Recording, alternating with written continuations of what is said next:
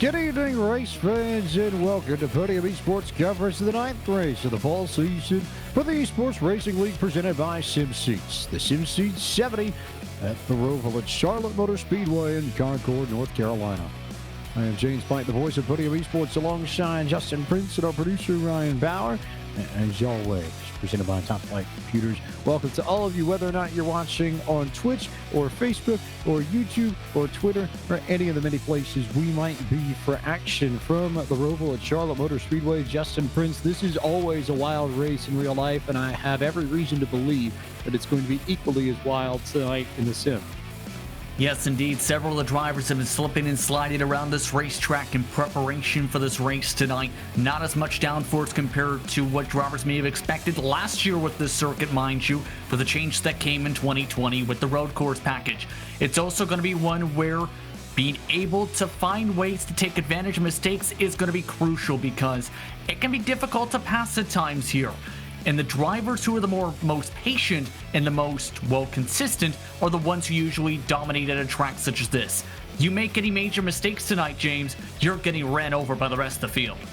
It's an interesting point that you make, because I think that the goal might not necessarily be to take advantage of other people's mistakes so much as it is making sure that you don't make any mistakes yourself. It's principle of road racing that with double racing, you are racing the drivers around you a little bit more than you are the track. But tonight, you're racing the track as much, if not more so, than the competitors around you. So not making mistakes is going to be the smartest way to stay in the front of the field. Doesn't even matter if you have the pace or don't have the pace, for that matter. If you can be consistent, that will pay more dividends here tonight than I think it normally would a lot of the other places we would go to. And that'll be something that we'll watch for as this evening develops. We'll take a look at the point standings here momentarily before we go green flag racing. And Connor Horn took over the lead last week with a solid finish at Talladega. Colton Salick is 6 back of him, and it's Alex Bell, Nick Indelicato, and Lucas Cram all within 21 points of your leader. Presley Sora, Anthony Burrows, Tucker Minter, Nathan Rabideau, and Ryan Kendrick complete your top 10 of the point standings. They are anywhere from 23 to 58 points back, which means we're starting to get a better feel, Justin, for who actually is going to be in the title fight. And I feel like, realistically, maybe you'll see a big run from a Minter or Rabideau or a Kendrick at some point, but especially now that we've cleared Talladega, it's those top 7 that I look at that I think realistically have a chance to win this. Yeah, and they're in the best position possible, because many of the other drivers outside that have had some great races, yes, and some wins, but they've been all over the map in consistency. When it comes to Connor Horn, outside of his DNQ that he had at the start of the season, he's been competitive for every single race, a top 10 car most of the tracks. Colton Salick's been the same case, especially towards the late going of racing. Alex Bell, it's been a recovery drive, though, from the start of the season, because he was as far back as 100 points back, James, in the standings. He had a terrible start to this season. But in the second half of the campaign, he's turned it all around, he stayed out of trouble, and now he's in a decent spot in the point standings tonight. You could say the same for Nick Indelicato as well, for him being able to claw his way back in the standings. In other words, some of your competitors, they've had to fight some adversity as the season has progressed, for sure. Now, it's about trying to make sure they don't get any more adversity for the closing stages, including tonight. A valid point there all around, as we'll wait to see whether or not Indelicato will put down a time. I can tell you now, though, that Connor Horn and Colton Salick are qualified right next to each other in 3rd and 4th on the board. As Blake McCandless comes around here to finish off another lap. You take a look at some of the races coming up in the schedule for the Esports Racing League fall season. Down to 4 after tonight, all on 1.5 short tracks, or something in between a short track and 1.5 miles if you count Phoenix. But Kansas, Texas, Martinsville, Phoenix, that's what's left after we wrap up tonight's road course race, the last road course race of the ERL fall season, JP. So it really, I think, is going to be a big turning point after this evening. It's going to be really crucial, I think, starting tonight to get yourself dialed in, because Kansas, who knows what can happen in that race, because a lot of times the top line comes into play in that 1.5 mile racetrack. We'll see how things go for that specific attempt. Texas can be pretty wild, as we've seen with its new layout. Martinsville, is a major wild card. And of course, you don't want to have to get involved in an incident, or get in an incident, I should say, that puts you in jeopardy for a point situation where you need to hope for some luck for Phoenix. In other words, you get consistent marks here and consistent amount of points starting tonight, as well as Kansas and Texas. You're in a good spot for Martinsville and Phoenix. You have a bad race mixed in there. Good luck. We'll take a look and see where folks are in the world and where we are in the world. And you see Charlotte Motor Speedway just north of Concord, North Carolina. Not terribly far away. And lots of fun, I think, that you can have at this facility that celebrated its 60th anniversary last year. Yes, indeed. Plenty of turns, 12 total on the iRacing layout here, of course. This is kept up to date with the current layout in real life as well, with very tight corners in the infield. The infield existing since the early years of this track. The bus stop, though, is one of the main talking points, because that changed prior to the 2019 Coke race and the rear world race, where it's much more of a slower section compared to how some of the drivers first learned it to be a very quicker type of section in the very beginning. In other words, it's one where lots of potential tire spin can come into play during the corners. Being smooth on the gear shifts is going to be important. Making sure you limit mistakes, as you said, is going to be important.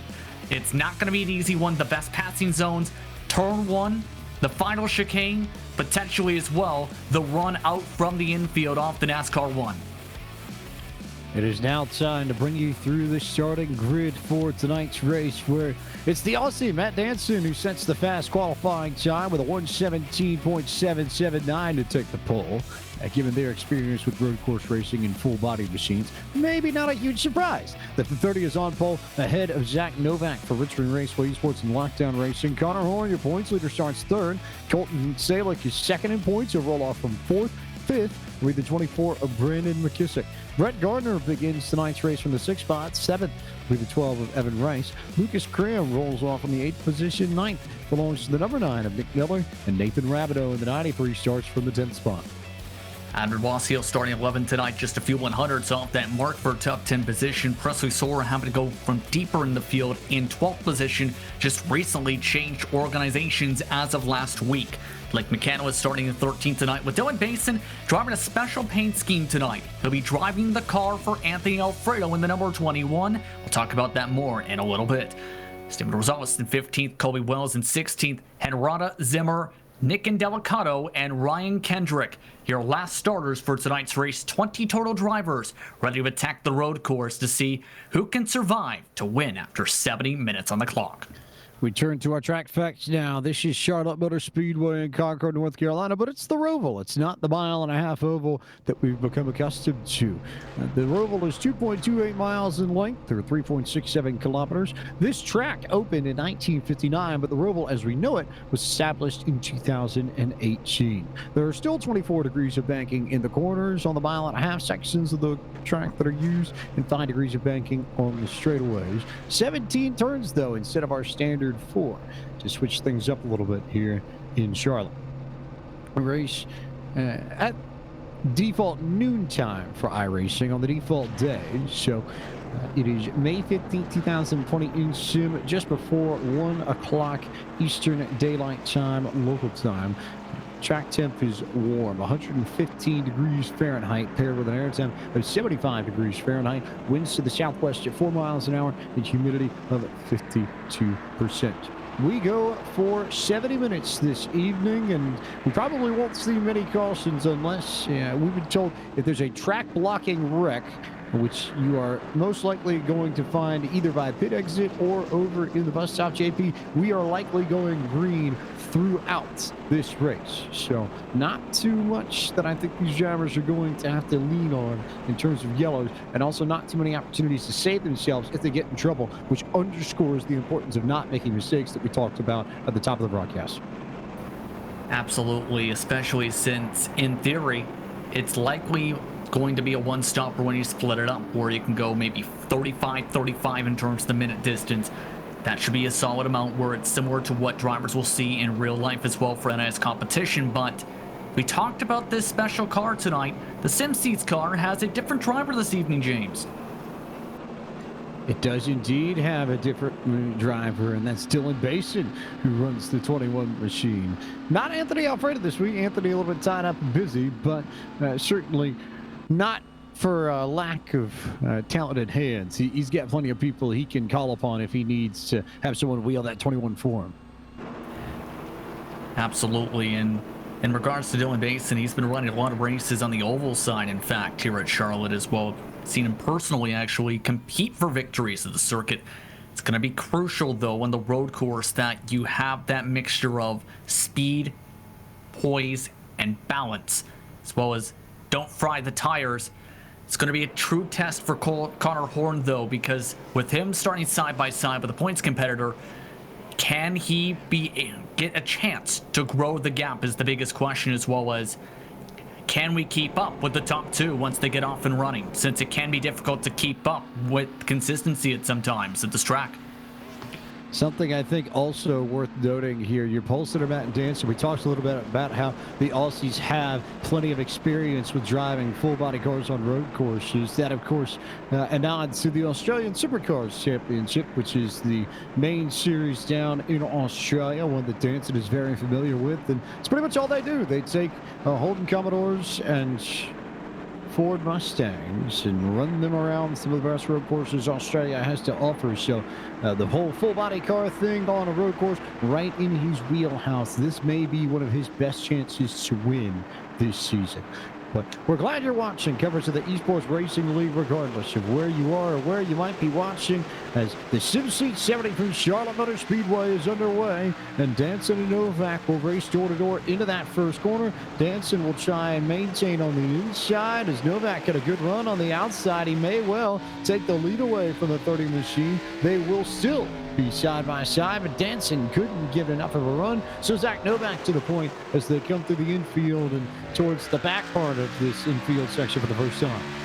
He timed it up perfectly to be able to get the launch and get the squeeze on Danson, since you can hold up that momentum if you're on the high side off the jump.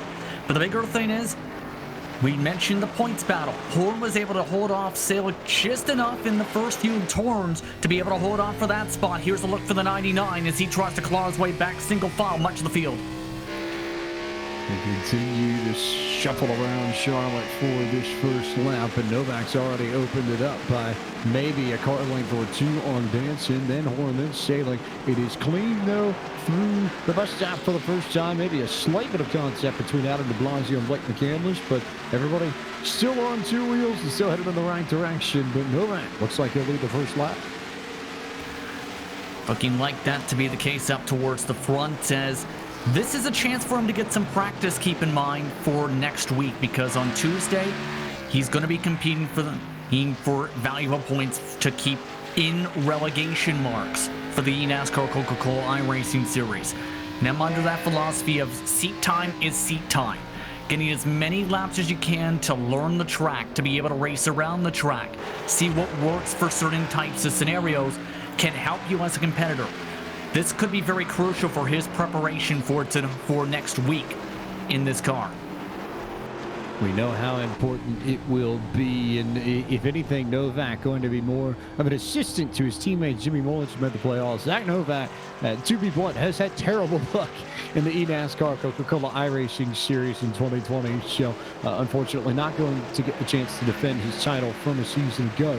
But there are still plenty of things he can do as a teammate to Jimmy Mullins, who is going to be competing for the championship, and plenty that he could do, which may not want to include going off in the bus stop. We'll see what kind of time penalty he gets, but that should allow Danson to close right back up to the 90 car.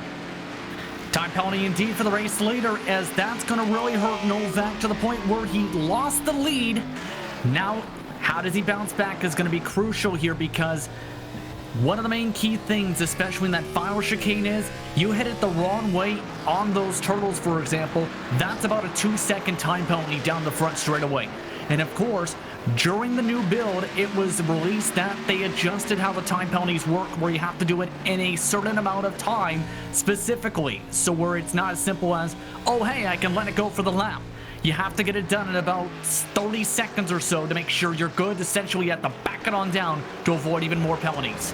And Novak just about ran it off into the grass, working their way around turn 6. That's that slight uphill that brings you towards the exit of the infield portion, and then bounced off the fence on the wall that splits the streets in and out of the straightaway. So Novak already having issues on this third lap of this 70-minute race and dancing down on the point the 30 car.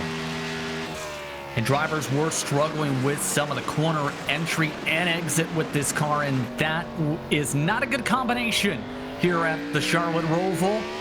You can see, though, in the backdrop that Salick nearly knocked the wall down to the bus stop.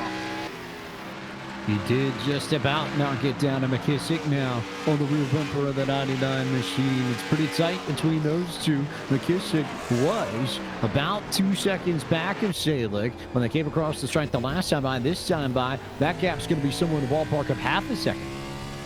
And we got a crash in the bus stop. Henrada around to the 37 collected Colton Zimmer and one of the Basin Racing machines at the very back of the field. Track is cleared off, though.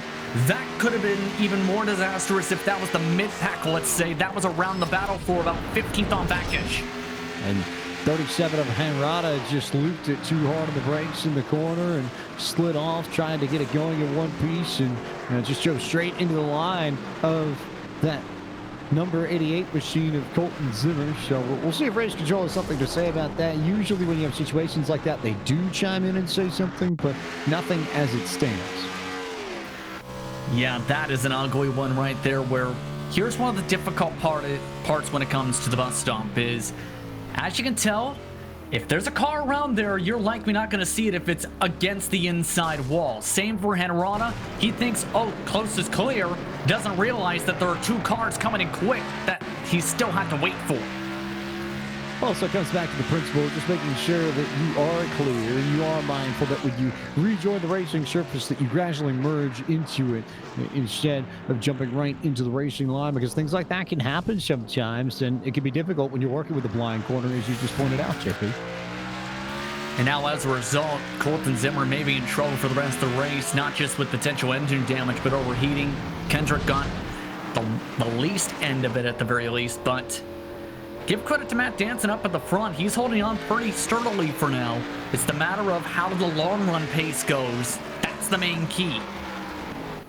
And whether or not he's conserving that race car. It looks like Zach Novak is a little bit more aggressive in his line and his braking, and he was faster than Danson on the last lap. But the question will be, for how much longer can Novak keep that up?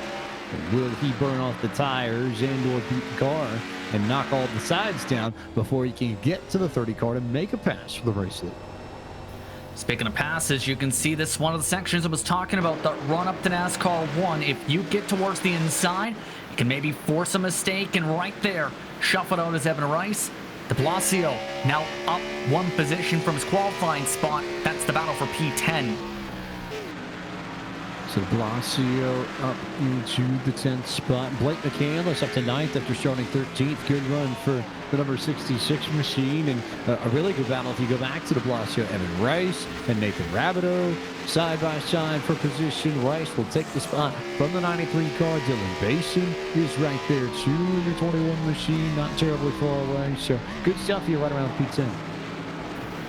Yeah, this is turning out to be a really good scrap here, and it's gaining more and more cars as they fight aggressively, especially between Rabideau and Rice here in all this. The main thing as a competitor is try and run away, because the harder you fight, the more it kills the tires. At the same time, if you're Dylan Basin, you're licking your chops and saying, keep on fighting, I want a chance to get myself in there too.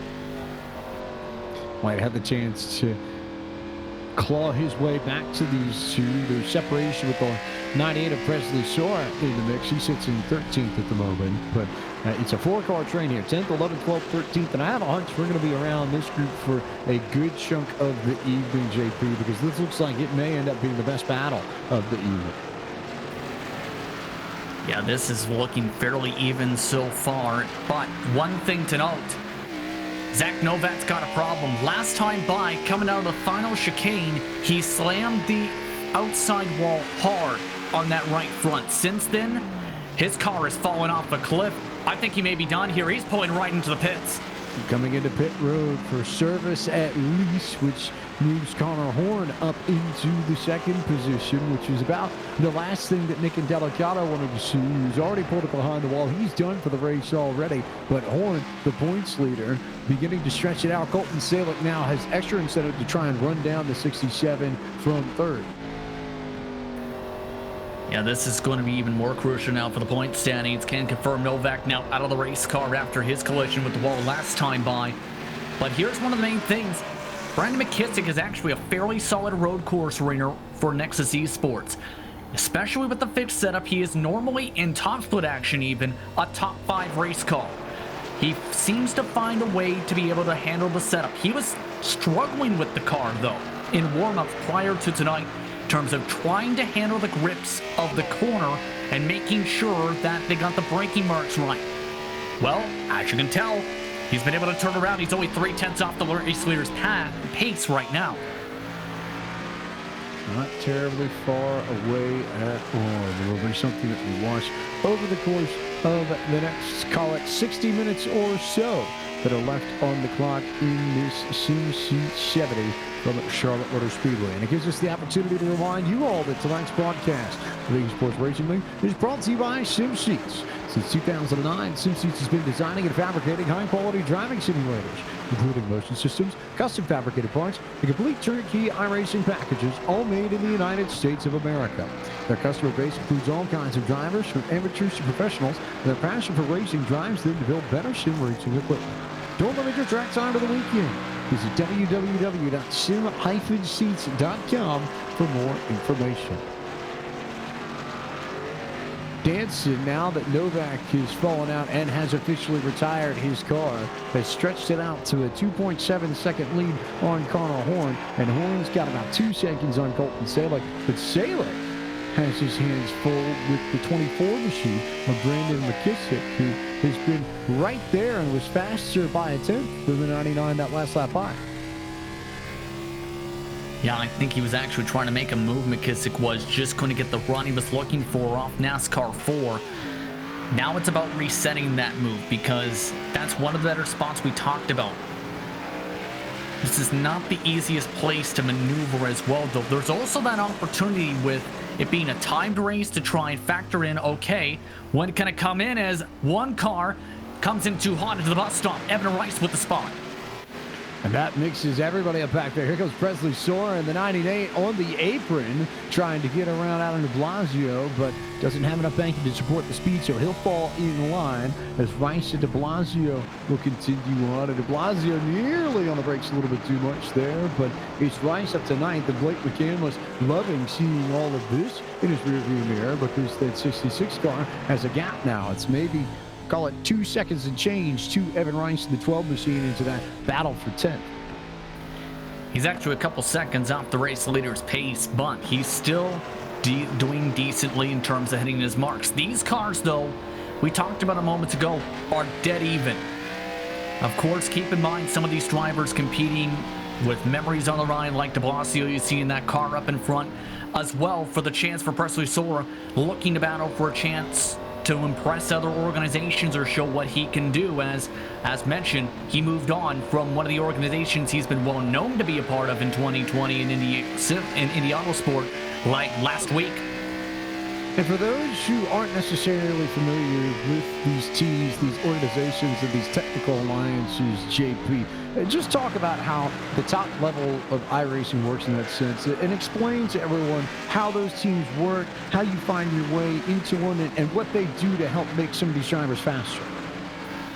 Well, there's a couple key things, because there's some different types of environments, so to speak, because to be a part of the Coke environment, let's say, or be on the path towards it, it is hyper competitive first off. And I don't mean in terms of the fight like de Blasio and Sora side by side for the corner. I'm talking about in regards to, as a team, you need to be able to have that drive and energy and effort, and as well as commitment to be able to put in hours a week to be able to not just races, but also find ways to get speed, whether it's doing fixed setups where you're trying to help your fellow teammates hit your marks and be able to talk them through, okay, this is how we should do this is how you save the tires. This is how you can try and push. This is what happens if you try a no fuel stop, let's say, for a certain type of series. For the open side, the important part is for those teams and how they operate is you have several different drivers and several different builders. Preferably you have your drivers who know how to build setups for open competition specifically, to be able to adjust, to be able to know what's going to work, to be fast. There are several different types of methods in all of that. In other words, there's different types of layouts to it, but the same formula is there. Where if you want to be up at the highest level, you need to be on some of the big organizations in all of iRacing and have the right people, specifically the right people who are willing and have the time to put in the work needed to keep up the pace for the team for an entire week or an entire year or an entire decade even, potentially, to try and build off of.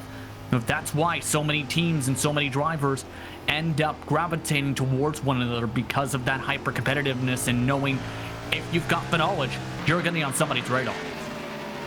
And this is when we talk about, a lockdown racing, a great example here in the RL competition by means of Zach Novak and Jimmy Mullish and company. But when you look at some of the top teams in all of stock car racing and iRacing, you think of the slip angles and the Team Contis and the VRS Coandas and the 5 stars and so on and so forth. Those are the organizations that we need.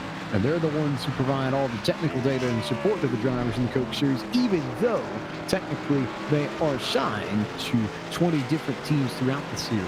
But they work more closely with the technical alliance partners than they do their teammates at points. Stewart Haas Racing, I think, might be one of the very few exceptions to that, where both team in the Coke Series and technical alliance are all aligned between Justin Bolton and Dylan Duval. But for the most part, those technical alliances play a much bigger hand in the Coke Series than I think a lot of people realize. And likewise, if you're a driver trying to get noticed, or you're someone who you want to try and find success for, and you want to try and climb your way into a place where you might be able to go through Road to Pro or Pro to get to the Coke Series, series like this Esports Racing League are very, very good for getting your name out there and getting yourself on the lips of some of the bigger teams, as we see what happened between Lucas Cram and Blake Candice on your screen. A little bit of a love tap to move Lucas Cram out of the way, and McCandless gets the chrome horn going to go up into the 7th spot. But you think of this league, you think of Friday Night NIS that you cover on SoSpeed, JP. There are, I'd say, a handful of leagues that if you're really trying to get yourself into a good technical alliance to start working your way up the ladder of the Coach Series, you want to be in and you want to impress in order to get a shot. Yeah, a lot of the teams, yes, look towards, say, your iRating or your statistics on how you've done in, say, your career, or even the past year, or even the past season. But a lot of the organizations look past that as well, where they're looking at the character of the driver and how they compete in series such as this, and how they handle the big stage, and how they hit their marks in terms of, do they let drivers by cleanly if they feel like they're not as quick as the cars behind them, or do they try and fight aggressively and cause major incidents, such as what we've seen with the bump and run? Do the drivers have the knowledge for strategy? Do the drivers have a solid amount of pace? Do they make a ton of mistakes?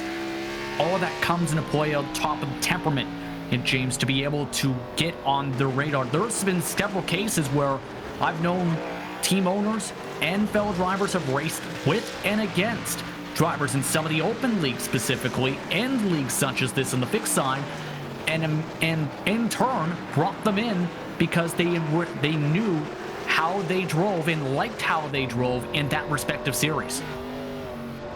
And then you start working your way up. If you find your way along one of those technical alliances, then you start working your way through the Road to Pro, and then the Pro Series, and hopefully get a spot in the eNASCAR Coca-Cola iRacing Series, which obviously plenty of work that you can try and pull off there. But how big is it to get the support all the way through to get there? And I think maybe more importantly, how impressive is it for the 20 drivers who made it through the Road to Pro Series and ran the trucks all year long from March to September in order to qualify for what should be a 7-race series with the drivers who finished 21st or lower in the point standings from the 2020 eNASCAR Coca-Cola iRacing Series. They're going to go head-to-head with the top 20 in points Road Pro this year at the end of this year, maybe beginning of next year. We're still waiting for the pro schedule as Blake McCandless gets into the lap car. It's the 37 of Robert Henrata. But can you try and quantify just how big it is to be one of the 20 that qualify from Road to Pro out of the hundreds, if not thousands of people who at least turn one lap in that series over the course of a season? It's absolutely huge because here's the thing. It takes thousands upon thousands, not just 1,000, 2,000 to 3,000 even for some organizations. Some even put up to 5,000 laps in preparation for Road to Pro races this season because the amount of data you get for the race is very valuable to be able to hit your marks and be able to drive the racetrack. And as well, be able to have that experience needed for points as well as for how you build your setup. Now, the main thing also is, as you see the dive from Evan Rice on the good move on the outside here on Lucas Cram trying to get the move down to the bus stop and does, is also for dives like that, let's say, like you're diving into a series like Road to Pro, you need the right amount of people around you, as in, you can't just go in cold turkey and say, oh, I'm just going to run X, Y, Z and hope for the best. You need to have the right support system to be able to help you get there. There's already teams preparing for the winter time right now. There are teams trying to build setups for the winter time right now. There are teams in the open trying to learn and as well use that as an opportunity to prepare for the Pro Series right now. In other words, it's going to be crucial that you get the preparation done starting right now, especially for if you want to be in the Coke Series next year, because that amount of performance can also be crucial on what teams see for the upcoming year and what happens with you in your next technical alliance, should say, and if there is a shuffle. Especially when you consider some of the drivers who are in the Pro Series via Road to Pro and how good they're going to be. Certainly some names that are going to make the Coke drivers racing in that quake in their shoes. Alan Bowes, who has experience in prior seasons, the eNASCAR Coca-Cola iRacing Series. Mr. DeYoung, who is quick in just about anything in the sim. Ryan Doucette and Eddie Kerner, who have been quick. Doucette won in Road to Pro this year. Kerner won the Landon Council qualifying challenge in Darlington in May. Jake Matheson was fast. Stephen Wilson won about 4 or 5 races in the middle of the summer. Derek Justice, one of the biggest streamers on Twitch. Donovan Strauss for Burton Kligerman Esports. Seth the Merchant, inaugural champion of the Podium Esports Daytona 500. Colin Bowden, who's been quick. Garrett Maines, who has won so many races on Podium Broadcast. Vicente Salas and Jose Solis Jr., who both have run in ERL races before. It's a terrifying list of names. If you're in the bottom 20 of the Coke Series, you know that group of drivers, given their resume, they will come at you, and you cannot just sleepwalk your way through the open these next few weeks. And I think to some degree, if you feel like you're not even going to have a shot to make the top 20 in points, you almost go ahead and bend the Coke Series season and start putting your efforts into the B car to try and make sure that you can make it back to the Coke Series for 2021. One of the better organizations set up for that is FSR, which is a part of the organizations like Ryan Lewis and a couple other drivers, for example. They do a really good job on the B open side, but a really good battle is starting to form up here, James. Not to switch the conversation, this is 15 seconds back to the race lead, yes, but several drivers have elected to pit very early, surprisingly. May try a 2-stop, in fact. Now, this could be crucial on who tries an undercut, let's say, in this, as we are down to about 15 cars, making 13 on the lead lap, with several pitting this time by with their struggles. I would almost say that's the battle done, but it's not quite done between Brandon McKissick and Colton Sadler. But Sadler catches the turtle, so McKissick has a little bit of breathing room, and it gives you a chance, I think, just to finish off your point ever so slightly about how good 5-star is and making sure the drivers are prepared for the Pro Series if they fail to lock themselves into next year's Coach Series by being one of the top 20 in points. Yeah, that's such importance to be able to have that knowledge, and that's the thing. Some teams, they focus more so on cup car or specifically truck and then get that knowledge, and then it's a game of catch-up, so to speak. That's where having relationships with other technical alliances with the same thought processes also comes into play, James, because there are some groups who work together now, who do some open book stuff. Some are more so on the closed book side. That type of assistance can be helpful if you're in a crunch, let's say, or say you only have 1 or 2 drivers and maybe thinking, okay, do we have enough people or knowledge here? Do we need to get some outside help? There's some of those thoughts that can come into play as well. As we take a look at this fight here for 6th position, these drivers are still about a second or so off the pace of the race leaders. Right about all of that, which the overarching point of all of that discussion, just to put a bow on it, is that if you think you can just waltz into the Coach Series, it just isn't that way. And the tree and the ladder to the Coach Series is very deep, very talented, and very well organized. And it is a commitment to try and even make it into the Coach Series, much less be a part of the Coach Series, because those technical alliances practice all the time getting ready for maybe this track, which they'll visit next Tuesday night at 9 p.m. And you can watch that broadcast on iRacing's Twitch, Facebook, and YouTube channels to see the very best of the best in stock car sim racing tackle the Roval. And we'll see if Bobby Zielinski can lock himself into the championship Ford Homestead for the 2nd straight year via victory here at the Charlotte Roval, who's been the man on road courses and may or may not have won Daytona on the road course back in August. So a very clear odds-on favorite, I think, to get the victory here next Tuesday night.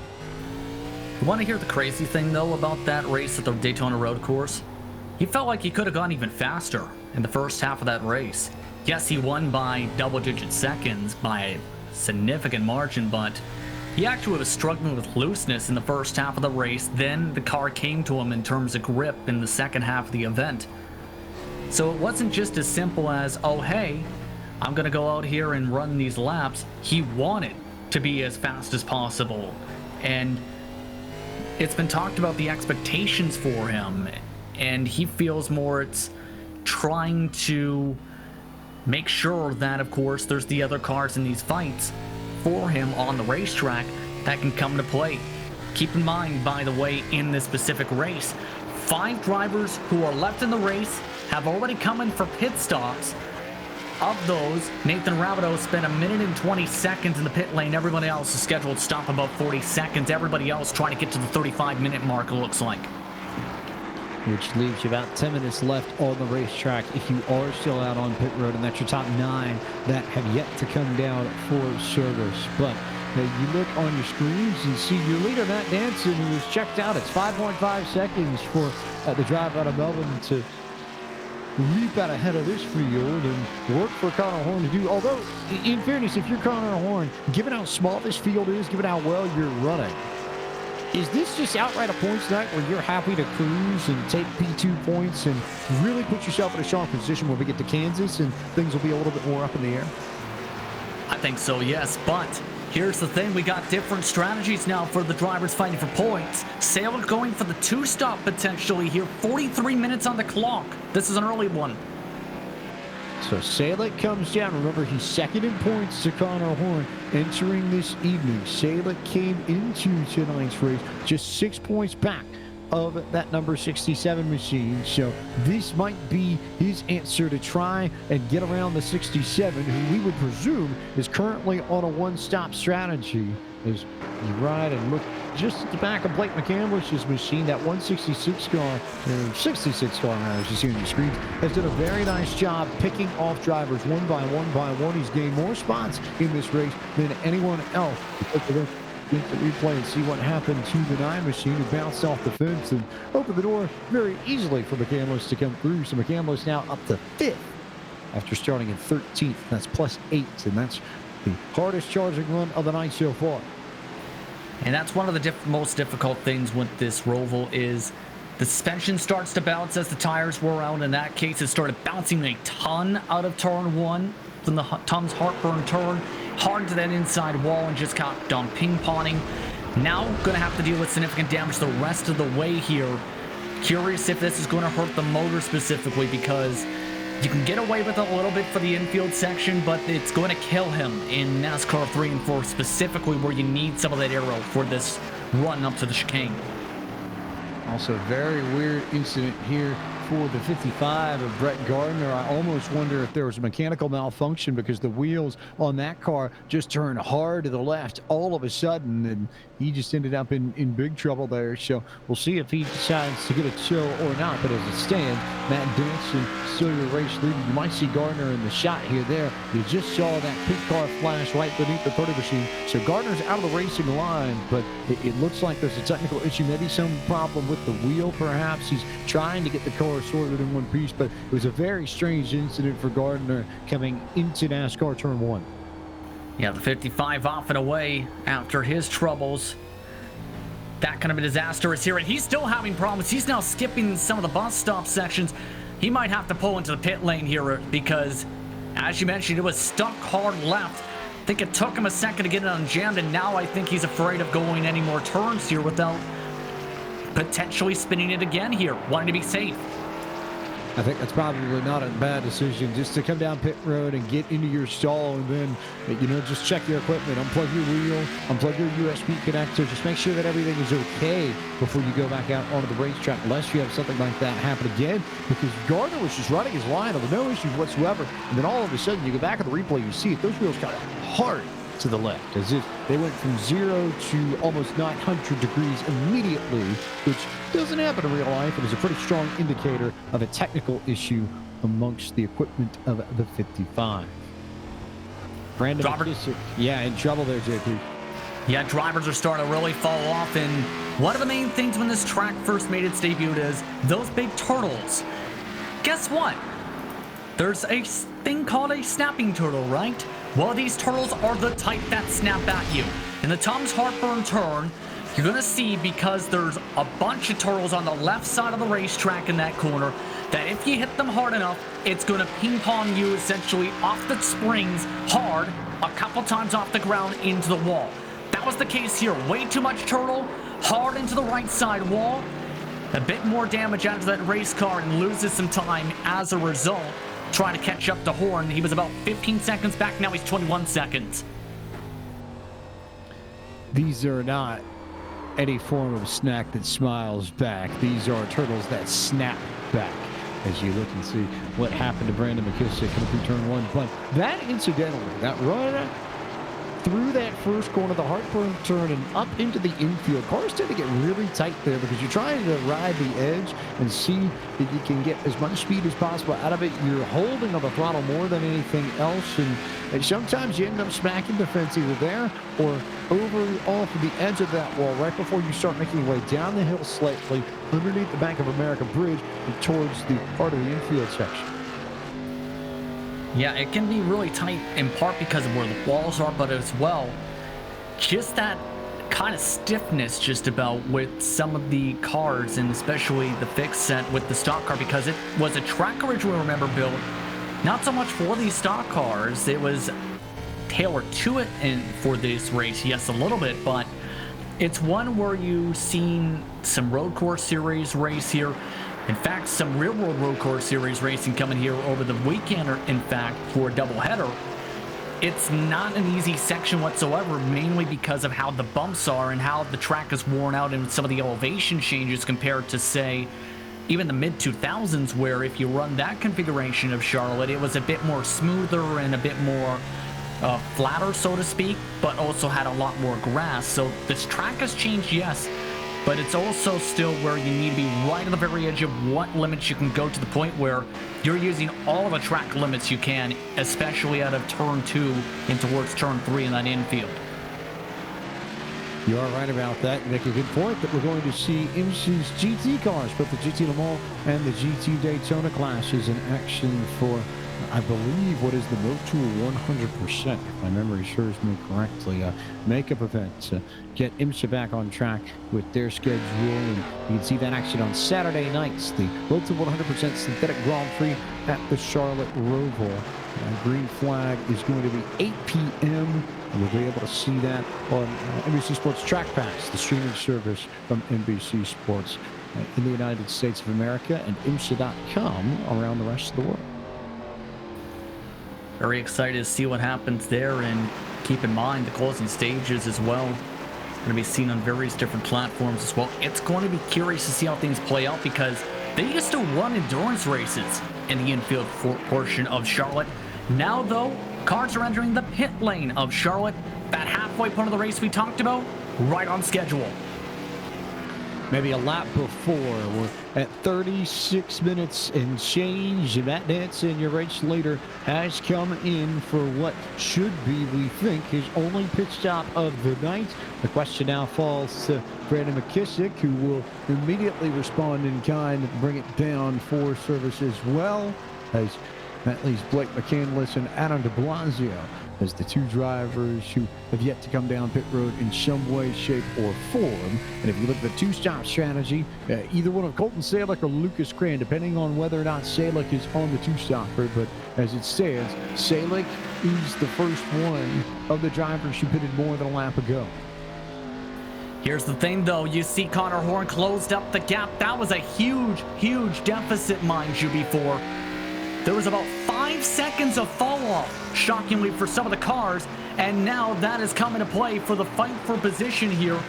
Now it's the matter of, can Horn keep up now that he's got Danson within his sights for the first time in a while? Same thing can be said about Brandon McKissick, who came out right in front of Dylan Basin and Adam de Blasio. Those three are within 1 second of one another. Basin and de Blasio, especially with a good run, although de Blasio will come down for service in short order. He's one of two cars that have yet to pit, the other being the 66 of Blake McCandless, who is still out there holding his own in the fourth position, just trying to extend this run a bit and go all the way to the 35-minute mark, which I think would suggest that we'll see the 66 down pit road this time by. Yeah, and that is likely the expectation here. He's only 10 seconds back on all of this, but mentioned his fall off being fairly more significant. The interesting part's going to be the mileage, because the furthest anyone was willing to go was 25 laps. Last year, the furthest was about 27. Kind of expecting around that same ballpark. I've seen that said ballpark work before, so it's going to be a bit tightish for some of the gas, but not to the point where you're thinking, oh goodness, I got it coming in for a splash and go. We're likely going to see most of these cars make it to the end if they pit at halfway. Everybody else, including battles such as this, they're going to have to come in a second time here and lose more time, yes, but have to push on much fresher tires at the closing stages. So McCandless has finished his service right on the nose on round 35, and that means everybody else, save for Adam de Blasio, is in. We'll see what kind of service he picks up. But as he gets his car serviced on pit road, we'll take a moment to bring you tonight's iRacing Midway Race Break, which is brought to you by iRacing, the world's premier online racing game. iRacing puts you in the driver's seat to experience today's newest form of competitive motorsport. Virtual racing, all from your home PC. Race virtually on the Australian Supercars, IndyCar, IMSA, NASCAR, the World of Outlaws, and more. Matt Danson is your leader by 1.2 seconds over Connor Horn, your points leader in the 67. He's gapped that just a little bit since they came out together on pit road. Danson's gained about 4/10 of a second on the 67 car. Colton Salick is second in points and third on the racetrack. Lucas Cram in the 44 runs in fourth. Final spot in the top five belongs to the 24 of Brandon McKissick. Evan Rice with a solid run. He's up to sixth in this field after starting seventh. Dylan Basin holds the seventh spot. Eighth belongs to the 98 of Presley Sora. Blake McCandless, after that pit stop, now runs ninth. Nick Miller, final car in the top 10, JP. No, we're going to be tight on fuel. Rabideau, though, having to come in for his second stop, is in 11th spot at the moment. Brett Gardner is in 12th position. That's -6 from his starting position after his technical issue. Should note, though, the car behind him is on the one stop. However, he had a massive speeding penalty that cost him a ton of time. Instead of fighting for top 10, he's going to be hoping he gets up to the end of the top 10 by the end of the race. The rest of the drivers on track: Ryan Kendricks in 14th, Colton Zimmer in 15th position. The rest of the field done for the night. Robert Henrata, Steven Rosales, Kobe Wells, Zach Novak, Nick Delgado are all out of the race. Should note that Colton Zimmer's 88 machine will pit this time by, James. And that concludes tonight's iRacing Midway Race Break. With over 170,000 drivers on the service and over 90 laser scan tracks and cars to choose from, iRacing is your portal to the racing world. Get on track today at iRacing.com. You take a look at what Matt Danson is up to.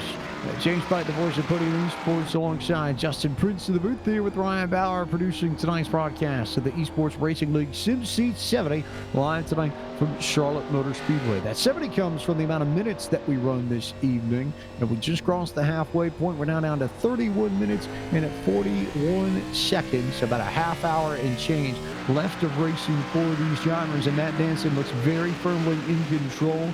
They came out. He and Connor Horn, rather, came out just a handful of laps ago, and Danson in that time has stretched his lead out by almost 1.5 seconds. Yeah, just the rhythm just hasn't been quite as there for Horn. I don't think it's more so the tires. I think it's just where his marks are. Danson, really solid road course racer. We talked about Australia and the supercars. He races some of those races in the supercars. He's also in NIS Open, which, mind you, by the way, it's an official race. He's usually a top 10 car, if not top 15 in those races. So he's someone that likes these types of tracks, that's really thrives at these types of tracks. As long as things aren't hectic around him, guess what? It's been very calm around him, and he hasn't really had to push too hard. Carrying on in a solid Australian tradition of drivers coming over from down under and finding success in just American racing series, not just the stock cars. We know about Marcus Ambrose and his prowess on the road courses, winner at Watkins Glen on multiple occasions. You think of a Will Power, he's had so much success in the IndyCar series, and then maybe the biggest name of all, and the one that might carry the most promise in a long, long time, heavily speculated that DJR Team Penske Scott McLaughlin is going to come over and drive an IndyCar for Roger Penske starting in 2021. And if you have not heard about the 27-year-old from New Zealand, you will want to pay attention.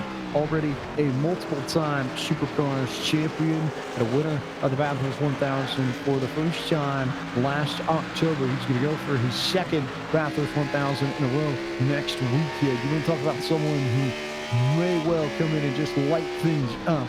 Watch out for McLaughlin, because if we have been keeping points in the iRacing IndyCar Challenge back in the spring, McLaughlin would have been the champion. He won the races at Barber Motorsport Park and at Indianapolis Motor Speedway to close out that 6-race slate. So, not that the sim is a perfect indicator of everything that's going to happen in real life, but I do think it says a lot that McLaughlin was able to compete from Australia at his rig, and he was able to hold his own with the best of the best in IndyCar.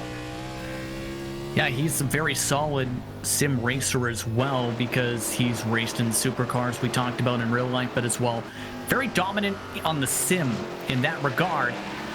But speaking of battles on track, though, Rice continuing to just try and chug along in this scrap and try and keep his car clean. The interesting thing is how and when Presley Sawyer has to come in again here, because he's on the same strat as Evan Rice at the moment with a much cleaner race car. Dylan Basin also on that same strategy call, separated by 1 lap distance for the 12. So you figure, you look at some of the drivers who we would expect to come in, the Colton Salix, the Lucas Krams, the Evan Rices, the Dylan Basins, and the Nathan Rabidos. Presley Sora in the 98 would be the man who would take advantage of all of this if they do come down and try and two-shot this, and he would jump up presumably to at least 5th, maybe 4th, depending on how Colton Salix gets up and down pit road. And the main thing is here too, he's under pressure, Colton Salix is. So if they fight too hard with this grouping, this is going to lose both him and McKissick some time in terms of Salix. I'm interested why Salix didn't try and let go McKissick there, in fact. He just said over the radio, he's trying to let him go in a second here. And that's the method of, I'm scared I'm going to hit it in the wall if I try and let you go at the wrong spot. So you just hold on for the time being, please, and be patient. The problem is, how long will McKissick be patient here? I don't know if it's going to take too long, because there's a good opportunity here once we get to the banking for Salix to step aside and let the 24 by. So either he's going to do it here, or that was just code for, I'm not actually going to let you by, but I'm going to make you think like I'm going to let you by. so that you don't necessarily feel the pressure, but I'm going to do everything I can to try and hold you up. Yeah, and I think McKissick's getting really impatient here. He has 5 lap pressure tires. There's the mistake. Not necessarily a mistake, but a different line. McKissick checked up early, knowing that Selick was going to run wide, and maybe a little bit of a crown horn, but the 24 makes quick work of the 99 machine, and McKissick on those fresher tires. And the more recent pit stop takes over the 3rd spot behind Connor Horn and Matt Nansen in the 30. And the reason I said it was a mistake there, James, is he's been struggling a bit in that bus stop section. The 99 took way too much turtles there, and that's what caused that collision with the different lines even. And now, they're on the other end of that wall. Still, Connor Horn, he's in a comfortable spot, just needs to keep it on the racetrack, not getting any trouble with the lap traffic, and he can come away with a solid points day and gain a few more points in separation from the 99 machine. The main thing is, just don't lose focus. If you lose focus here, well, the turtles can get you, the tires can get you, and the grass can get you. Oh, I should say the artificial turf down the front stretch. We can also confirm that it was technical issues with the wheel and the setup of the number 55 of Brett Gardner that has put him out of the race. So suspicions that I had right as that wreck played out in front of us confirmed on the 55. He'll finish in the 15th position as Blake McCandless was able to clear Evan Rice just a moment ago. You saw it on your screens, and the 66 car now up to 7th again, continuing to charge on the one-stop strategy. Yeah, again, I like the one-stop strategy because here's the thing. It's been shown time and time again recently, James, that in the past you can make up some time with the two-stop if you're a fast driver. Here's the thing. On the one-stop, you have 40 less seconds in the pit lane. Yes, there's the risk of the fall-off in the final 5 laps, the cliffing that came into play with the V6 tire model in 2019 on Ford. With the V7 tire model, that flipped to where you wanted to be able to drive the two-stop in a lot of situations if you struggled with tire saving. In comes Cram and Rice for their scheduled stops in that reference. Was about to say, speaking of two stops, here come 2 drivers who are on the two-stop strategy to get their final calls down pit road for the evening. So Cram and Rice come in there 8th and 9th as it stands, and you would assume that Cram will come out in 8th and Rice will follow in 9th unless we see a wild form of pit stop or so, as those 2 continue to shuffle down pit road. Evan Rice with tires and wheels on, and Lucas Graham has pulled it behind the wall. So Graham is done for the evening, and Matt Danson continues to lead, but Rice will now gain that spot. Nick Miller will now jump into 10th, and Aaron Blasio is the top 10. De Blasio, though, crashed in the bus stop, and another crash for Rabideau now in the same bus stop section. Lost him another spot on the racetrack. A couple different drivers now dropping off. Miller and Cram now done. Rabideau way too fast in the bus stop and hits the turtles for good measure. Miller just hit the wall coming down pit road. He was too hot on pit entry and just finished himself off there. So Miller now done. So that would move Ryan Kendrick up to 11th eventually, and then Colton Zimmer would go up into 12th once Miller falls off with Cram. We talked about the undercut from Colton Salick. He just said that's unfortunate for me. He can't make it on that one stop. He pit too early to try and stretch it. You figured it might be an issue with Salick, so here's your second stop, and that's going to be big so far as the points are concerned. Not excessively huge, given the small size of the field. It's not a killer like it would be if it were an oval race, but still, we want to talk about every point mattering and how things could play at the end of this. Watch this moment if we come back to Phoenix, and it might be a 7 or 8 point gap between Salick and Horn, because a lot of that could come back to this moment right here. It's going to get even worse now because Colton Salick has a 40-second hold after that stop because he sped and smacked the outside wall coming into the pit lane, in fact. So this has just turned from bad to worst. He's now 1 lap down the racetrack, 7 cars in the lead lap. He's going to need to claw back and get up to drivers like Rice and Dylan Basin for a shot to recover some points. But the thing is, that's much easier said than done. Speeding is confirmation for the pit lane. So Salick is just now coming on to the backside of the infield portion. Rice is over in turn 2. It's almost 25 seconds between the 12 and the 99 pole position. So Salek, barring the unexpected, may well be locked here into 8th because you assume everybody else in front of him is probably done with pit stops. The only man behind him that would come down, Nathan Rabideau in the 93. So not much to be gained from pit stops now. This is about running it until the very end, it looks like. The main thing is, yeah, absolutely, 100%. If you made that one stop at the right time, you're in a good spot. If you're Colton Salek, however, everything's imploding because Dylan Basin pit. But the problem is, Colton Salek just missed the bus stop at the end of the racetrack. Compare that to Danson and take a look at the hands, nice and smooth on the inputs. Compare that to Salek's movements, and it's not quite as smooth. In fact, he's trying to wrestle with the race car. With the Dylan Basin, in fact, you see now here's Colton Salek. Yeah, Salek there. A pretty wheel to be sure. And plenty of work to do inside the cockpit. You get a little bit more of the gyro feel with these cars and just how tricky it can be to maintain these things when they've got the road course package and they have so much power. Remember that these cars got the 750 horsepower package on the road courses that was last run in 2018, and it certainly has changed the way we've run road courses in 2020. 100% has, because it's back to low downforce where you need to let the car roll a bit more. Before, depending on how the setup was, you can actually throw it in. As in, you can throw it in hard if you had a more looser or lighter suspension jams. More tighter, you had to be very careful, but also have the confidence to be able to send it in with a decent amount of pace. Now, it's more balanced where you roll off the gas in sections like right here, then back onto the gas where you need to be more careful because you just don't have that big blade to help you with the downforce.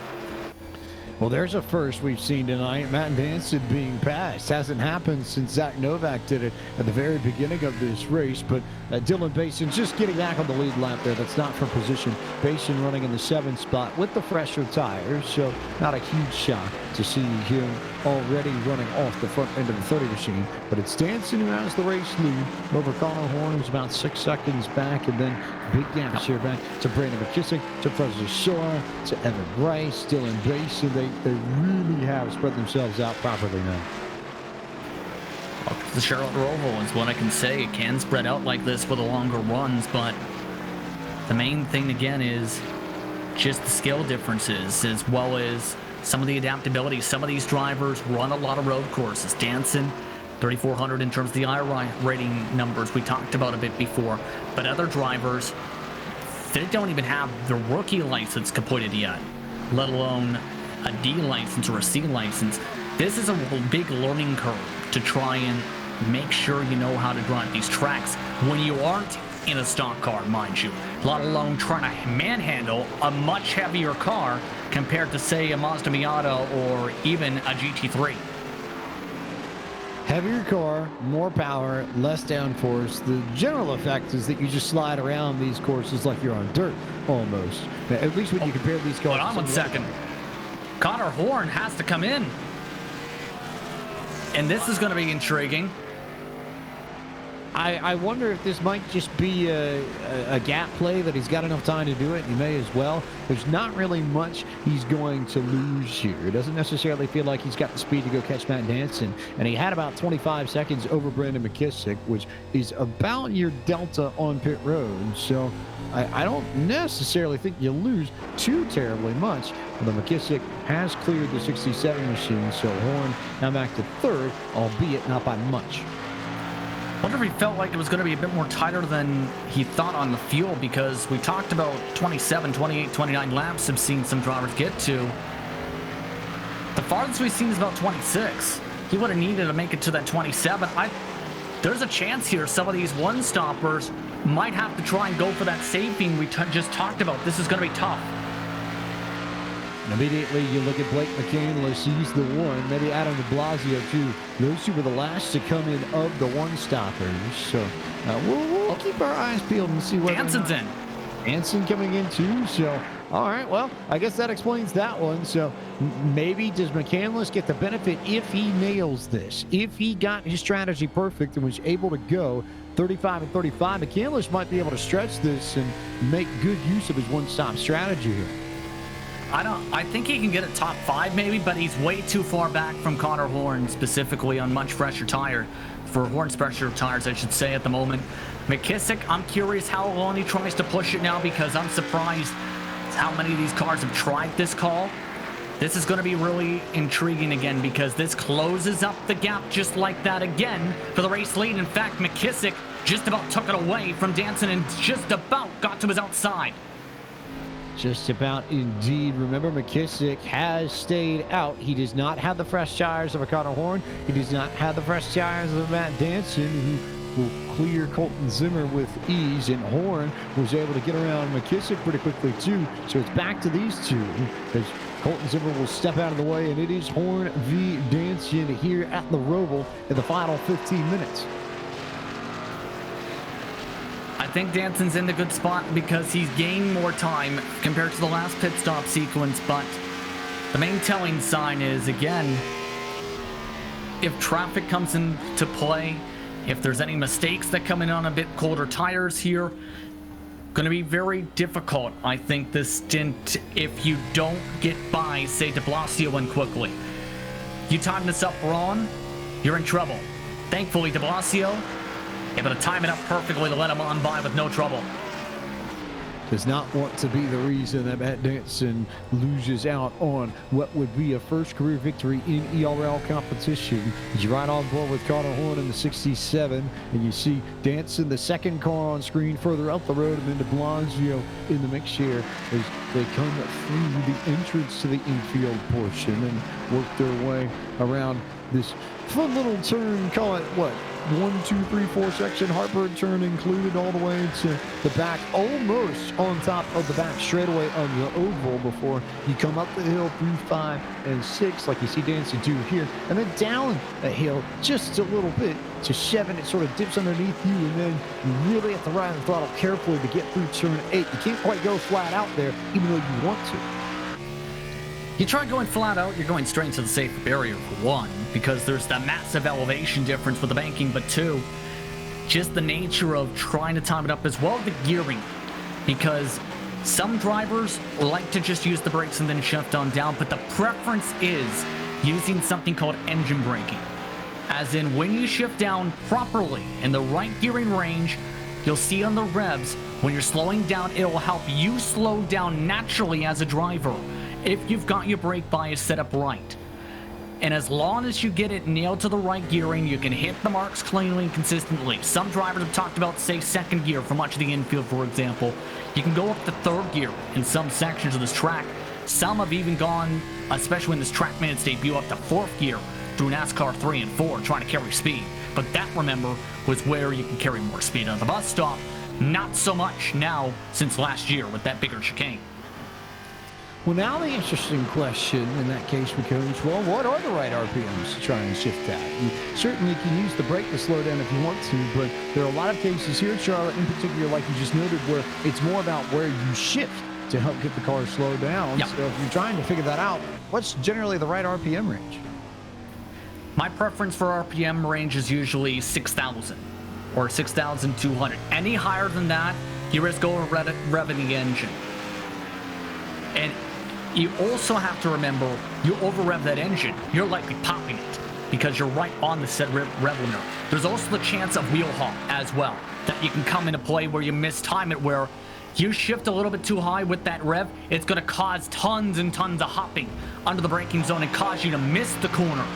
We've seen a couple cases already tonight where several drivers have completely locked it up with wheel hop and just completely blew the backstretch bus stop, for example. In other words, you need to be right on your marks for that and very careful in terms of your precision for the shifting. You time it up wrong, you're likely going off the tires or the safer barriers. Last thing you want to do is leave yourself in trouble in that way. Matt Danson is still your leader, with just over 10 minutes left to go here in this Sim 70 at Charlotte Motor Speedway. And while we have along the action, we'll remind you of some of the events coming up in the world of iRacing throughout the next week.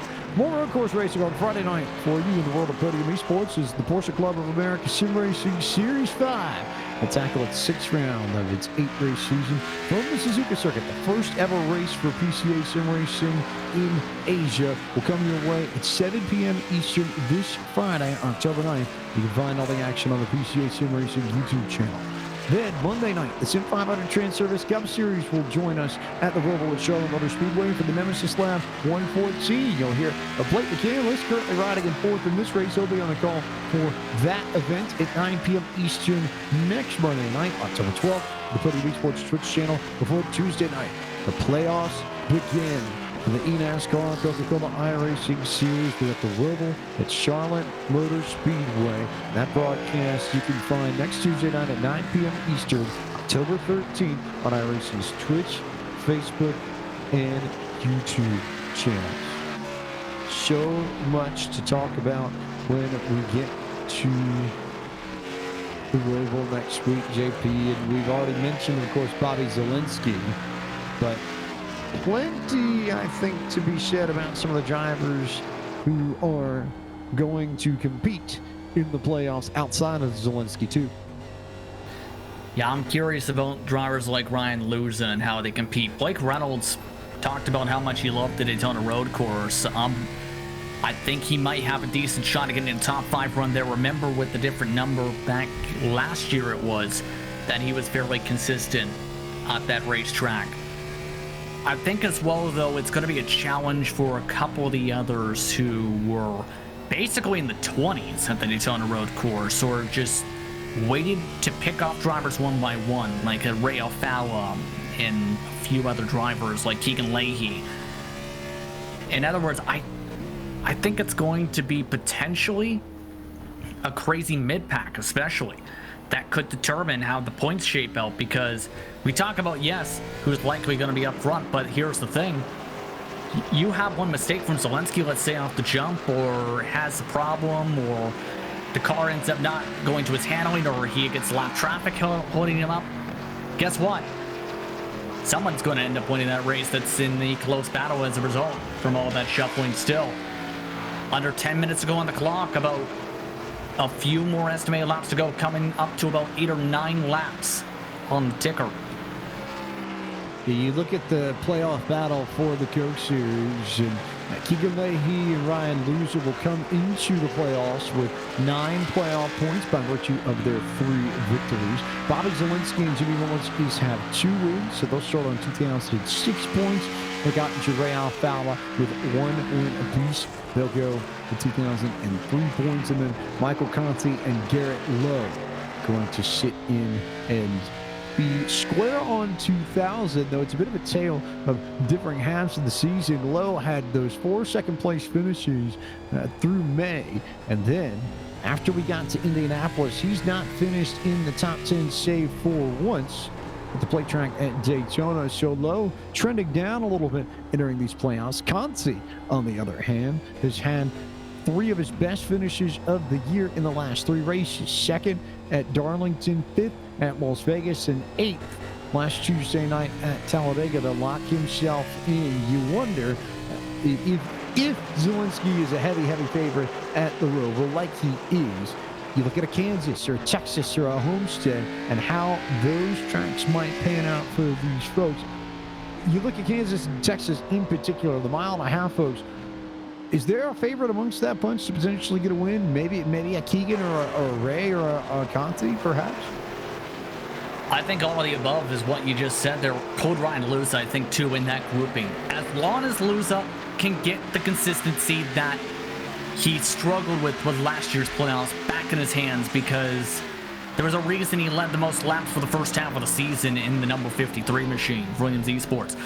In other words, I think a lot of teams are more focused on getting their setups together for Kansas and Texas and trying to make sure you get a good points haul when it comes to the Charlotte Roval, because you can't afford to sleep on that round if you want a championship. You can't just depend on going and taking the checker flag, because as we've seen with Las Vegas, you run a tire set, for example, or have a big one in the pack, the whole points can completely change.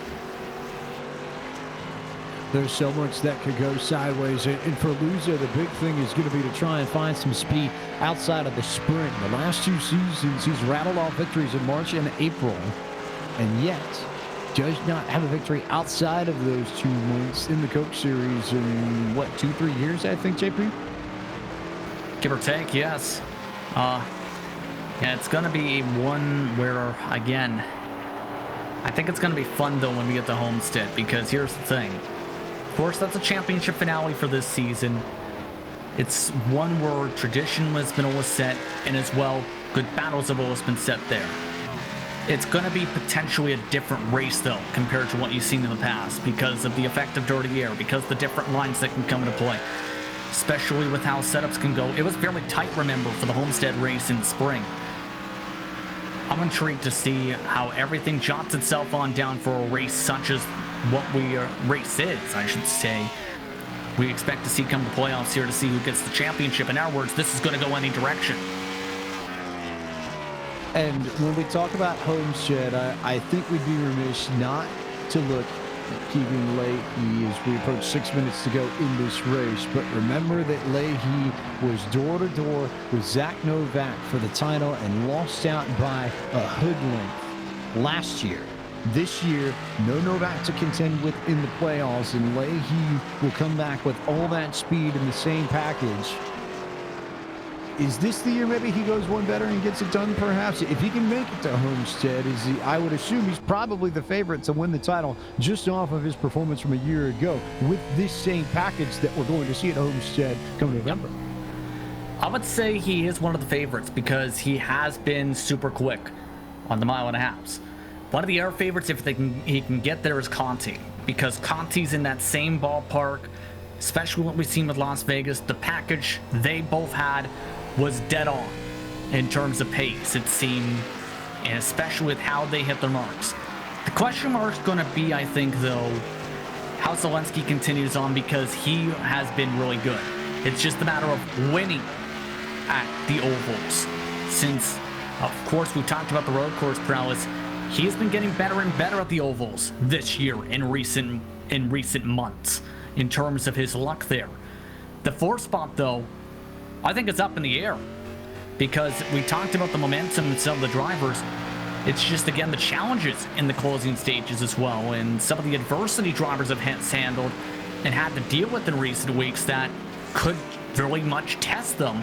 See, can they get the job done when the pressure is on with just 4 straight races in 4 weeks, 3 of them which can determine how the rest of your season and potentially the impact of your career for the next couple seasons at least can fare out.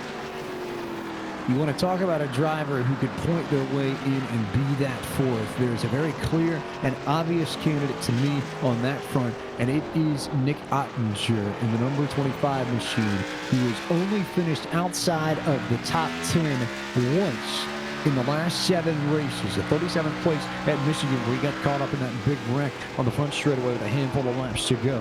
But outside of that, it was 3rd at New Hampshire, 3rd at Daytona, 3rd at Darlington, 3rd at Las Vegas, and then 6th at the Daytona Oval and Talladega last Tuesday night.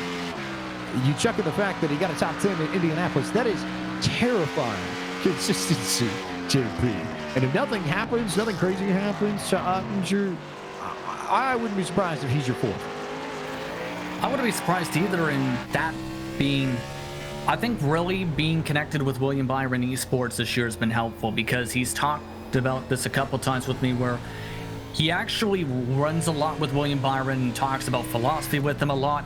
And actually they hold test sessions, so to speak, where they push each other to prepare William for the real world race and for real world competitors in terms of what he may expect, as well to help Nick prepare for that for the virtual side. And it's all coming together, I think, this year, because he's always had that speed on the ovals. It's just he hasn't had that luck outside the super speedways in recent seasons for the most part. I think if he puts it all together again for the playoffs, which I think absolutely he's got the pace to do so, to the point where he breaks through for a victory, no surprise, I think he's going to be potentially a top 10 car at the minimum at Homestead.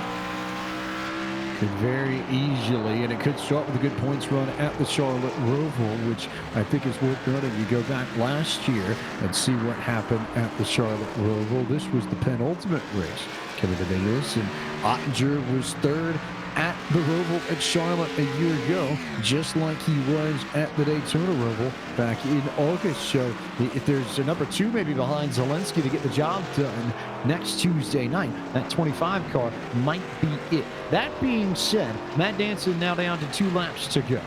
Timer has 1:45 left on the clock, so he'll have time to complete this lap, and then the next lap will be the last one for the 30 of Matt Danson, who has controlled this race just about from the drop of the green flag. As that's a 9.8 seconds ahead of Connor Horn, and then Brandon McKissick at third, JP.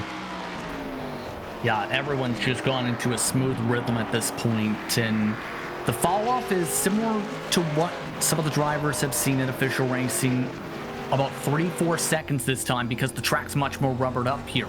See with those darker markings, which the rubber can slow down the amount of fall off, but also affect how the grip levels fare. A lot of drivers like it more rubbered up, let's say, even for road course racing specifically, compared to, say, a completely green racetrack, as done in real life, where you don't want a completely green racetrack, obviously, because that can potentially shred your tires for the start of a run. It's just worked exactly in Matt Danson's direction tonight, where his closest competition struggled early on, smacked the wall a couple times, DNF'd early on, and as a result, he's been able to just focus on his own marks in his own race and run away. 36 seconds on the clock. So this should be the last lap for Matt Danson, who should walk away with victory here in the SimSeat 70, but Connor Horn 10 seconds back if anything happens. Everybody else separated by about 7 seconds and change or more. But another good point tonight for Connor Horn, too. Danson will take the accolades and the high honors for the victory, as he should, but Horn getting a P2 out of this is not to be understated in his charge for the ERL Fall Season title. And especially with the bad luck for the 99 machine tonight, especially being the horrificness for Colton Salick in the bus stop tonight, that's going to be the main difference that gains him some of these points.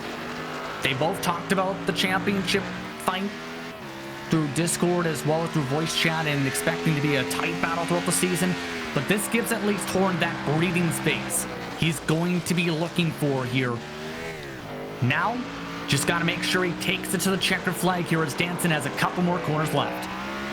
Danson through the chicane and over the 3 and 4, and it will be a victory, and the first victory by someone outside of the United States in ERL competition will go to Melbourne, Australia's Matt Danson in the 30 machine, who brings his Chevy Camaro across the line to win the SimSeat 70 at Charlotte Motor Speedway's Roval. Victory and a burnout in the heartburn turn as well to the 30 of Matt Danson. His first ever victory in ERL competition. Parked it right in front of the camera too, so he knew exactly what he was doing. Yeah, really pumped up it seems, and just put on a clinic in terms of speed. Least amount of fall for any of the drivers tonight. Put up the fastest laps of the race for the most part. Connor Horn with the purple lap for the race, but in total led just about every single lap except for a couple this evening. Way to go on Evan Rice. He's the last one to come through and complete his lap. Blake McCandless now entering the backstretch chicane. He'll have a top 5 in hand if he can keep it together through that last chicane on the racetrack, and we'll keep our eyes peeled on the final few finishers as Danson continues to burn it down over by the heartburn turn. The, I suppose, appropriate place to finish off a victory here, and we saw a pretty good celebration from Chase Elliott over here a year ago. Yeah, absolutely, especially when you put your whole entire car into the wall and still come out away with a race win somehow. Yeah, you're going to be very pumped up in that case, and just have to make sure, oh hey, don't let your car roll away. Some of these cars, though, they're still doing spins in the grass right now, even though the race isn't over quite yet for some of them. It is indeed, though, for everybody. Nathan Rabideau's done and dusted. Connor Horn done and dusted. And Matt Danson, your race winner. So it's time to go to your full field rundown and tell you where your favorite driver finished. Danson, your race winner over Connor Horn. Brandon McKissick finished in the 3rd position to round out the podium. You'll hear from those 3 in just a moment. Presley Soren in the 98 car finished 4th. Blake McCandless was 5th. Evan Rice in the 6th position. Colton Salek in 7th, losing those points to Connor Horn. A bit of a glass half full, glass half empty day for the 99 car. Adam de Blasio runs in 8th at the end of the evening, 9th to the 93 of Nathan Rabideau, and 10th to the 00 of Ryan Kendrick. 11th spot tonight in turn after all the craziness goes to Colton Zimmer.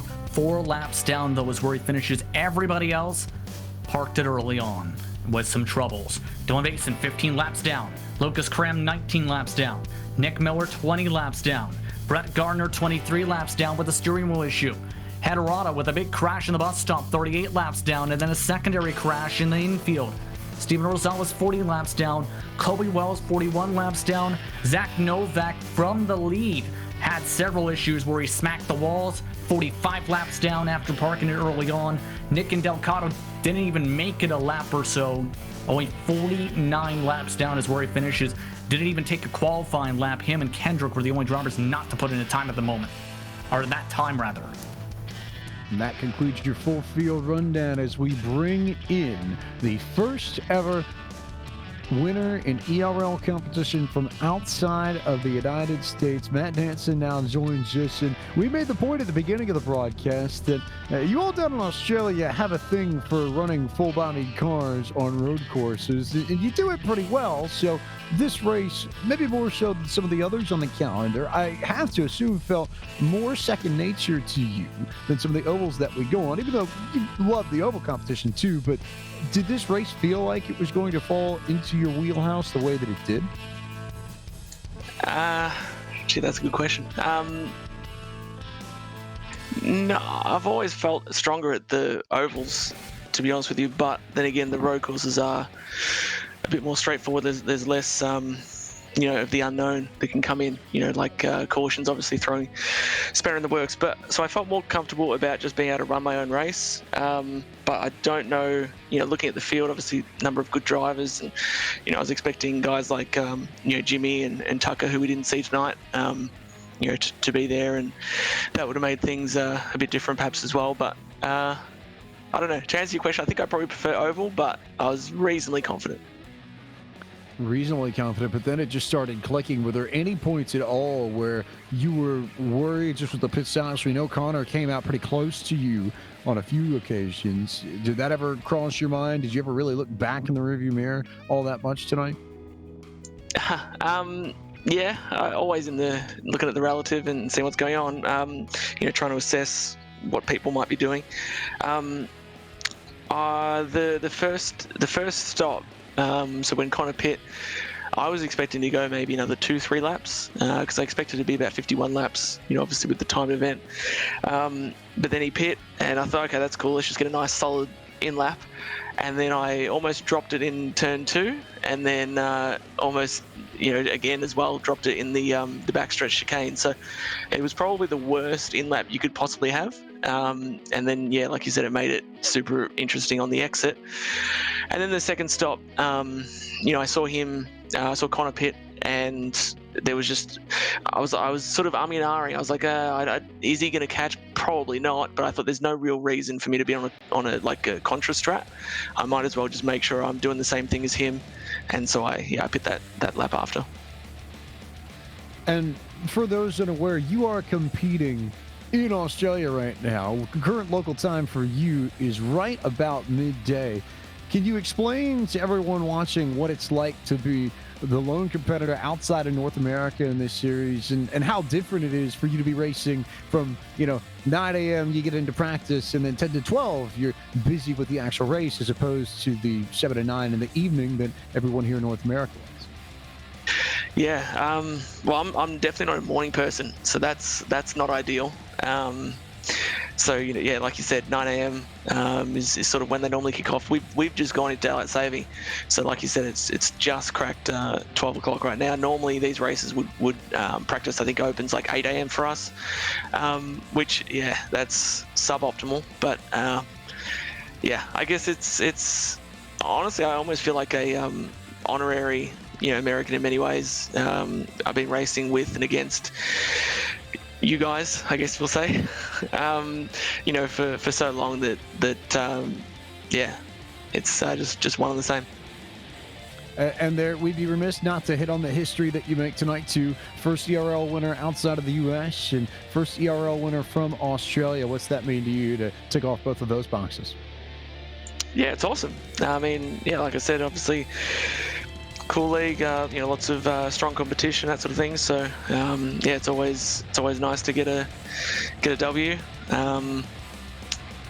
It's an honor, I guess. Yeah. A big honor that comes from a big team and a lot of folks who helped you out, Matt. Who do you need to thank for tonight's win?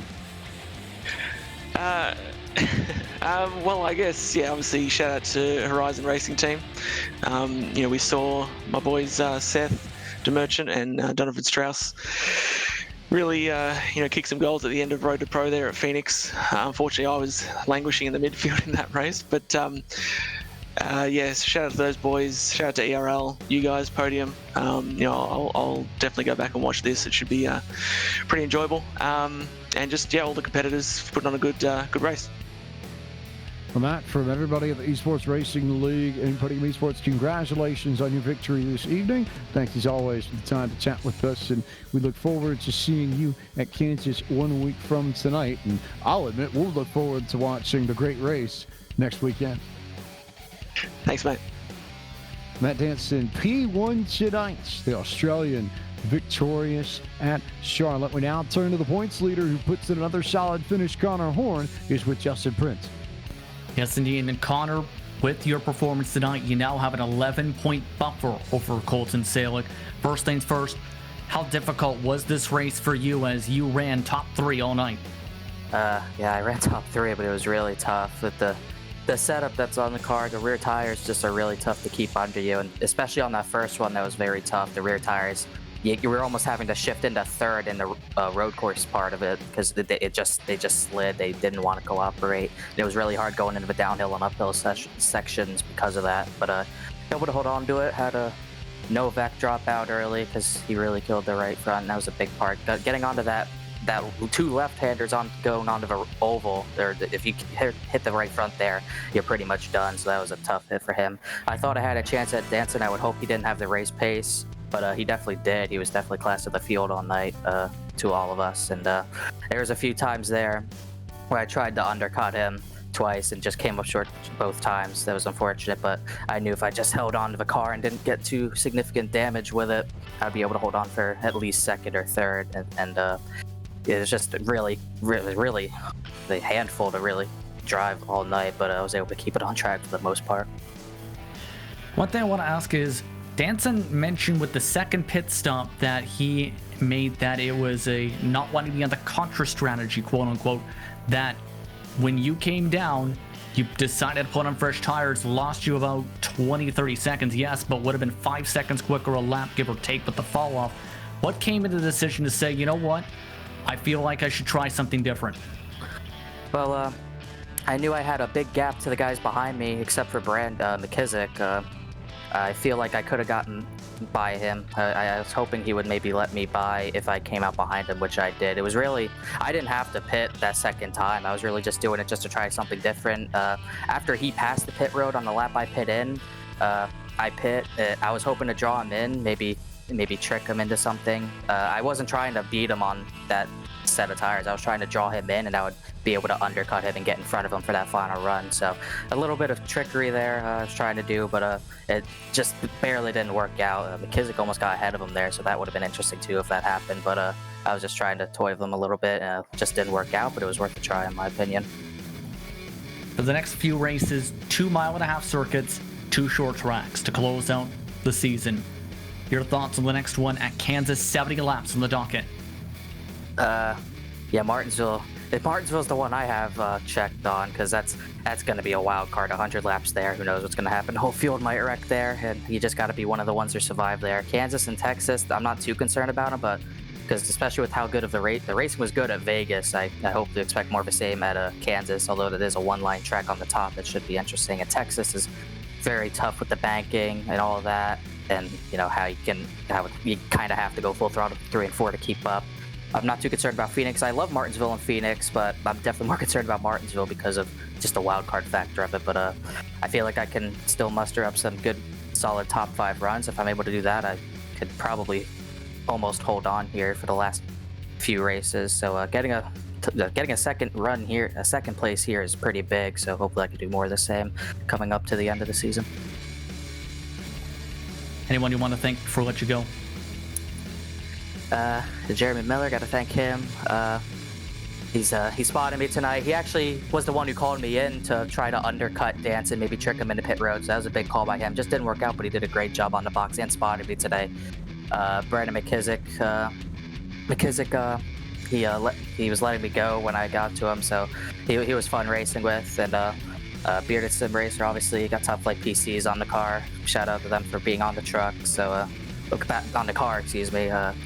Really cool. I can keep getting some good finishes with him, and just really happy that I'm able to get try to extend my points lead a little bit.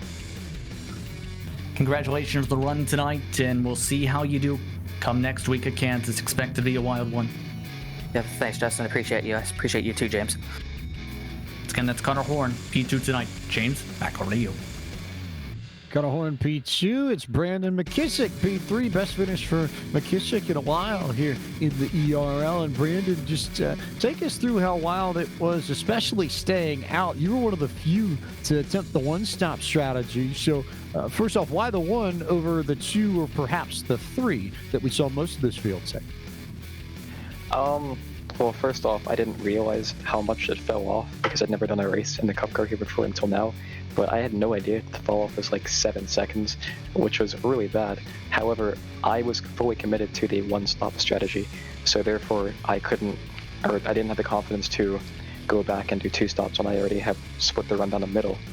And I was also worried about getting back in traffic and getting potentially wrecked or maybe like more damage from a slower car or something like that. So I just wanted to keep my track position and a clean track with nobody around me and just try to see what splitting the middle could do since I was already committed to that.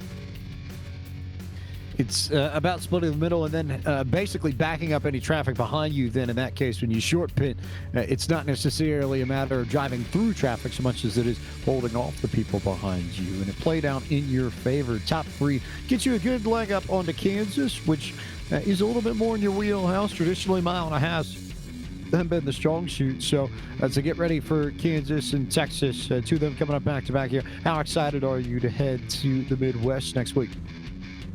I'm looking forward to Kansas. I usually do well there.